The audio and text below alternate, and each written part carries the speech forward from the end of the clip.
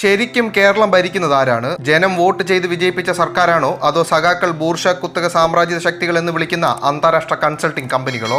ഇന്ത്യയിൽ മത തീവ്രവാദത്തിന് വേണ്ടി സ്വർണ്ണക്കള്ളക്കടത്ത് നടത്തിയ കേസിൽ NIA അറസ്റ്റ് ചെയ്തവർ നൽകിയ മൊഴി പ്രകാരം മുഖ്യന്റെ പ്രിൻസിപ്പൽ സെക്രട്ടറി വെള്ളമടി കമ്പനിയിൽ പറഞ്ഞത് മുഖ്യൻ ഒരു കാര്യത്തെക്കുറിച്ചും വലിയ വിവരമില്ല, പിടിപ്പ് കെട്ടവനാണ് എന്നൊക്കെയാണ് മാധ്യമങ്ങൾ റിപ്പോർട്ട് ചെയ്യുന്നത്. ഒന്നാലോചിച്ചാൽ ഇതിൽ വലിയ അത്ഭുതമൊന്നുമില്ല. സ്പ്രിംഗ്ലർ ഇടപാട് വന്നപ്പോൾ തന്നെ ഇക്കാര്യം പൊതുസമൂഹത്തിന് ബോധ്യപ്പെട്ടതാണ്. മന്ത്രിസഭ പോലും അറിയാതെ, വിവിധ വകുപ്പുകൾ അറിയാതെ ഈ ഇടപാട് പ്രിൻസിപ്പൽ സെക്രട്ടറി ഒറ്റയ്ക്ക് നടത്തി. അയാൾ കൊണ്ടുകൊടുത്ത ഫയലിലെല്ലാം ഷൂ വരച്ചു എന്നല്ലാതെ മുഖ്യൻ ഒന്നും മനസ്സിലായിട്ടില്ല എന്ന് വേണം അനുമാനിക്കാൻ. ആഗോള മുതലാളിത്ത കുത്തകകൾക്കെതിരെ പോരാടുന്നവർ എന്ന് സ്വയം ഊറ്റം കൊള്ളുന്ന ഇടതുപക്ഷം ഭരിക്കുന്ന കേരളത്തിലാണ് ലോകത്തിലെ ഏറ്റവും വലിയ കുത്തക മുതലാളിത്ത കമ്പനികളായ KPMG, PwC തുടങ്ങിയവർക്ക് ഏറ്റവും കൂടുതൽ പ്രോജക്റ്റ് കിട്ടുന്നത് എന്നതാണ് രസകരം. കൺസൾട്ടിംഗ് കമ്പനികളുടെ പ്രതിനിധികളും പ്രിൻസിപ്പൽ സെക്രട്ടറിയുമാണ് ശരിക്കും കേരളം ഭരിക്കുന്നതെന്ന് പറഞ്ഞാൽ ആരെയും കുറ്റം പറയാൻ കഴിയില്ല. ഇന്ദ്രനും ചന്ദ്രനും ഇടയിലൂടെ ഞാൻ നടന്നു, ഞാനൊരു സംഭവമാണ്, ഇത് കേരളമാണ് എന്നൊക്കെ ഇടയ്ക്കിടെ പറഞ്ഞുകൊണ്ടിരിക്കുന്നതിൽ നിന്ന് തന്നെ മനസ്സിലാക്കാം മുഖ്യന്റെ ആത്മവിശ്വാസക്കുറവ് എത്രത്തോളം ഉണ്ടെന്ന്. PR ഏജൻസികൾ എന്ത് എഴുതി കൊടുക്കുന്നുവോ അത് വായിക്കും.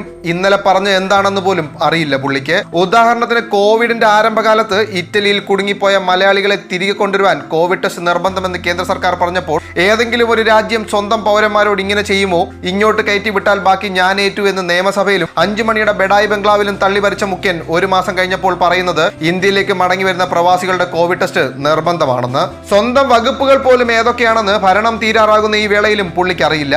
അതിന്റെ ഉത്തമ ഉദാഹരണമാണ് സ്പ്രിംഗ്ലർ അഴിമതി കേസ് പുറത്തു വന്നപ്പോൾ അക്കാര്യം IT വകുപ്പ് മന്ത്രിയോട് ചോദിക്കണമെന്ന് പത്രക്കാരോട് പറഞ്ഞത്. ഇനി ആഭ്യന്തര വകുപ്പിന്റെ കാര്യമെടുത്താൽ കഴിഞ്ഞ ദിവസം മാതൃഭൂമി ന്യൂസ് ചാനൽ റിപ്പോർട്ട് ചെയ്തത് കേന്ദ്ര ഇന്റലിജൻസ് ഏജൻസികൾ കേരളത്തിലേക്ക് അയക്കുന്ന അതീവ രഹസ്യ സ്വഭാവമുള്ള ഫയലുകൾ പോലും ചോരുന്നു എന്നാണ്. മുഖ്യന്റെ കയ്യിൽ ഫയൽ എത്തുന്നത് പ്രിൻസിപ്പൽ സെക്രട്ടറി വഴി. പുള്ളിയാകട്ടെ തീവ്രവാദ കള്ളക്കടത്ത് ഗ്രൂപ്പിന്റെ സഹായി എന്ന ആരോപണം നേരിടുന്ന ആളും. ഈ പ്രിൻസിപ്പൽ സെക്രട്ടറി ഇപ്പോഴത്തെ വിവാദ നായികയുടെ വീട്ടിൽ രാത്രി പോയതും വെള്ളമടിച്ച് ബഹളമുണ്ടാക്കിയപ്പോൾ നാട്ടുകാർ പിടിച്ചു വെക്കുകയും പോലീസ് വന്നപ്പോൾ ആളെ മനസ്സിലായി തിരികെ പോയതും എല്ലാം മുഖ്യൻ അറിഞ്ഞില്ല പോലും. സംസ്ഥാന ഇന്റലിജൻസ് മേധാവി ദിവസവും മുഖ്യന് റിപ്പോർട്ട് നൽകും എന്നോർക്കണം. പട പോലെ കുറെ ആളുകളെ ഉപദേശകരായി വെച്ചും നാട്ടുകാരുടെ നികുതി പണം കൊടുത്ത് 27 പേരടങ്ങുന്ന സോഷ്യൽ മീഡിയ ടീമിനെ വെച്ച് സ്വയം തള്ളിയും കോവാല സെന്ററിൽ തലച്ചോറും നട്ടലും പണയം വെച്ച മാധ്യമ സഹാപ്പികളുടെ പരിലാളനയും കൊണ്ട് താനൊരു വലിയ സംഭവമാണെന്ന് വരുത്തി തീർക്കാൻ കഴിഞ്ഞു എന്നത് വാസ്തവമാണ്. പക്ഷേ കമ്പനികൾ PR സേവനത്തിന് പകരം ഭരണം തന്നെയാണ് നിയന്ത്രിച്ചത്. ഇയാൾ വെറും തള്ളു മാത്രമേ ഉള്ളൂ എന്ന് ശിവശങ്കറിൽ നിന്ന് തന്നെ അറിഞ്ഞ തീവ്രവാദികൾ പുള്ളിയുടെ ഓഫീസിനെ സമർത്ഥമായി ഉപയോഗിച്ചു എന്ന് വേണം കരുതാൻ. അതാണ് ഇന്ത്യയുടെ ചരിത്രത്തിൽ ആദ്യമായി ഒരു മുഖ്യന്റെ ഓഫീസിനെ കൂടി ഉപയോഗിച്ച് ദേശവിരുദ്ധ പ്രവർത്തനങ്ങൾ നടന്നതിനെ കുറിച്ച് അന്വേഷണം വേണ്ടി വന്നത്. സ്വന്തം വകുപ്പിൽ എന്ത് നടക്കുന്നു എന്ന് പോലും അറിയില്ല. ആകെ അറിയാവുന്നത് ഗുണ്ടായിസവും കൺസൾട്ടൻസി കമ്പനികൾ ഒപ്പുവെക്കാൻ പറയുമ്പോൾ കാണുന്നിടത്തെല്ലാം ഒപ്പുവെക്കലും PR ഏജൻസികൾ എഴുതി കൊടുക്കുന്നത് 5 മണിക്ക് വായിക്കുന്നതും മാത്രമാണ്. ശരിക്കും യാതൊരു അഡ്മിനിസ്ട്രേറ്റീവ് പാഠവും ഇല്ലാത്ത, ഒന്നിനെക്കുറിച്ചും ഒരു ധാരണയുമില്ലാത്ത സ്തുതിപാഠകരുടെ വാക്കുകൾ കേട്ട് താനൊരു സംഭവമാണെന്ന് കരുതി നടക്കുന്ന ഏറ്റവും ദുർബലനായ കഴിവുകെട്ട ഒരാളാണ് സഖാക്കൾ പൊക്കിക്കൊണ്ട് നടന്ന ഇരട്ടച്ചങ്കൻ. ഏറ്റവും വലിയ കോമഡി ഇതൊന്നുമല്ല.